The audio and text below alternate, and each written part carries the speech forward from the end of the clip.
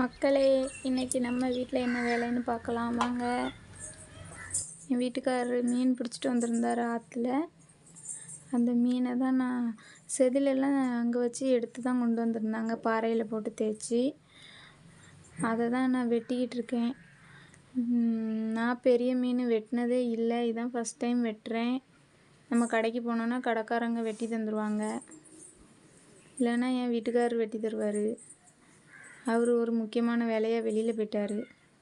அது மீன் பிடிச்சிட்டு வந்து கொஞ்சம் லேட் ஆகிடுச்சி, அதனால தான் கொஞ்சம் வாலெல்லாம் ஒரு மாதிரி ஈரப்பதம் இல்லாத மாதிரி இருக்குது. என்னால் பிடிச்சி அதை நறுக்கவே முடியலை, வழுவிட்டு போச்சுது. வழுவிட்டே போச்சுது. அப்புறம் என்ன பண்ணுறது, கண்டிப்பாக நறுக்கி தான் ஆகணுன்ட்டு நறுக்கினேன். அதுவும் நான் காய்கறி எல்லாம் அருவாமனையில் வெட்டினது கிடையாது, கத்தியிலே தான் வெட்டிக்கிட்டு இருந்தேன். அருவாமனையில் நறுக்கிறது ரொம்ப கஷ்டமாக இருந்துச்சு.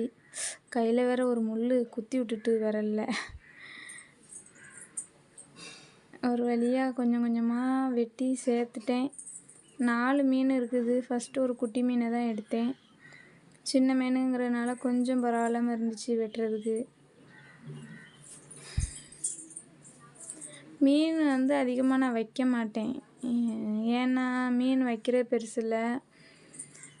அதுக்கு பிள்ளைங்களுக்கு முள் பார்த்து சாப்பிட்றதுக்குள்ளே போதும்னு ஆயிரும். முள் பார்த்து எடுத்து கொடுக்குறத விட ஒரு சிக்கன் மட்டனே வச்சுட்டு போயிடலாம், ஒரு முட்டை குழம்பு வச்சுட்டு போயிடலான்னு தான் தோணும் எனக்கு. இது சாலை மீனாக இருந்ததுன்னா ரொம்ப முள் இருக்காது, அது பொரித்து வச்சா ஈஸியாக பிள்ளைகள் தின்றும். இது வந்து கெண்டை மீன், ஆற்று கெண்டை மீன். இதிலெல்லாம் முள் நிறைய இருக்கும். இதான் இருக்கிறதுல பெரிய மீன். முள் வந்து முதுகெலும்பில் அதிகமாக இருக்கும், குட்டி குட்டி முள்ளாக நிறைய இருக்கும். அதெல்லாம் பிள்ளைங்க பார்த்து சாப்பிட்றதுக்குள்ளே ரொம்ப கஷ்டமாக இருக்கும். இருந்தாலும் என்ன செய்ய, போக வேண்டான்னு சொன்னாலும் கேட்கவே மாட்டேன்ட்டு போயிட்டார். போனதுக்காண்டி ஒரு 4 மீனை கொண்டு வந்துட்டார். கொண்டு வந்ததுக்காக வேண்டி நான் அதை குழம்பு வச்சே ஆகணும், தூரையும் போட முடியாது. அப்படின்னு தான் உட்காந்து கழுவிக்கிட்டு இருக்கேன். இதெல்லாம் எனக்கு பிடிக்கவே முடியலை, வழுவிக்கிட்டே போச்சுது.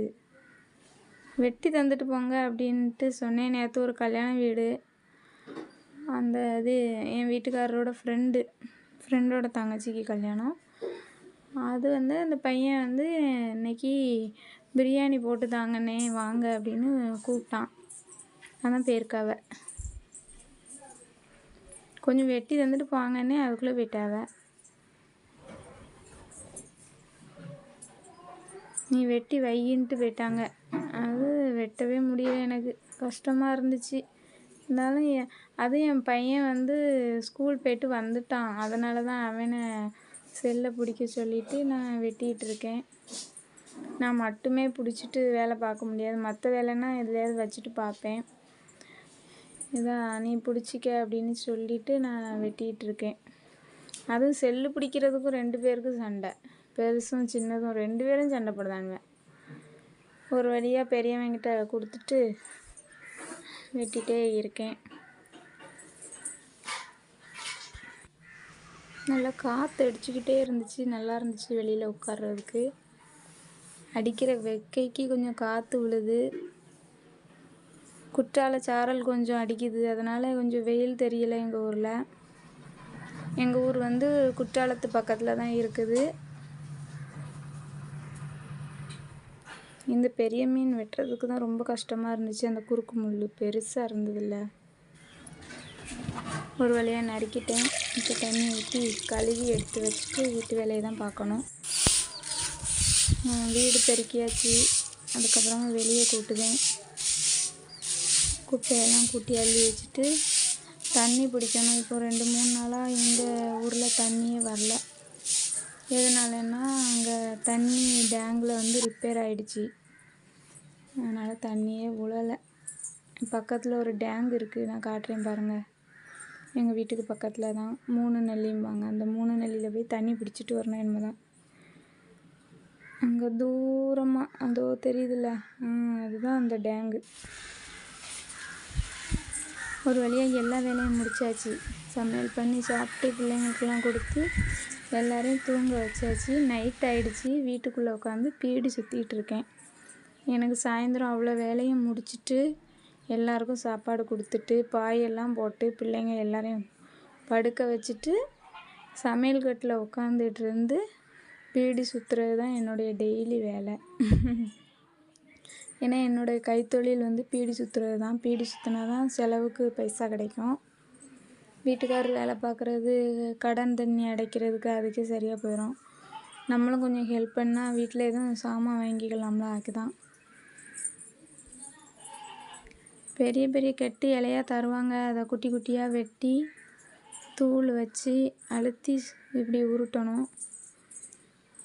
விறுவிறுன்னு உருட்டணும். ஒரு கெட்டுக்கு 23 பீடி வைக்கணும். 200 தூள் வாங்கிட்டு வந்தோம்னா 48 கட்டு கொண்டு போகணும். 48 கட்டுனா சுற்றுறதுக்கு ரொம்ப கஷ்டமாக இருக்கும். இருந்தாலும் என்ன பண்ணுறது, நைட்டெல்லாம் முழிச்சிருந்து சுற்றுவேன். சில அன்னைக்கு நைட்டு 12 மணி வரைக்கும்லாம் உட்காந்துட்டு இருந்து சுற்றுவேன்.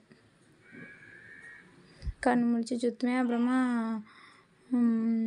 மறுநாள் தூக்கம் இருக்கவே முடியாது பகலில். அதனால் பகலில் இலதூள் வாங்கிட்டு வச்சுட்டு உறங்கிடுவேன். பிறகு மறுநாள் பீடி கொடுக்க முடியாது. அதுக்கப்புறமா அடுத்த நாள் மறுபடியும் அதே வேலைகள், மறுபடியும் பீடி சுற்றணும். அப்படியே லைஃப் ஓடிக்கிட்டே இருக்குது. நூல் வச்சு அப்படி டைட்டாக ஒருத்தருக்கு திருக்கி விட்டுறணும். திருக்கி விட்டுட்டோம்னா நல்லா நின்றுக்கிடும். இங்கே நிறைய பேர் எங்கள் ஊரில் பீடி தான் சுற்றுவாங்க. மற்றபடி வேறு வேலைகளுக்கெல்லாம் போக மாட்டாங்க.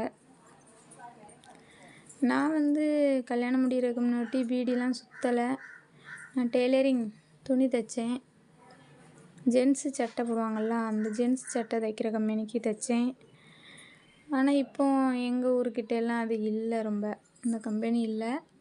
இது எங்கள் ஊர் வடக்க. இங்கே பீடி தான்.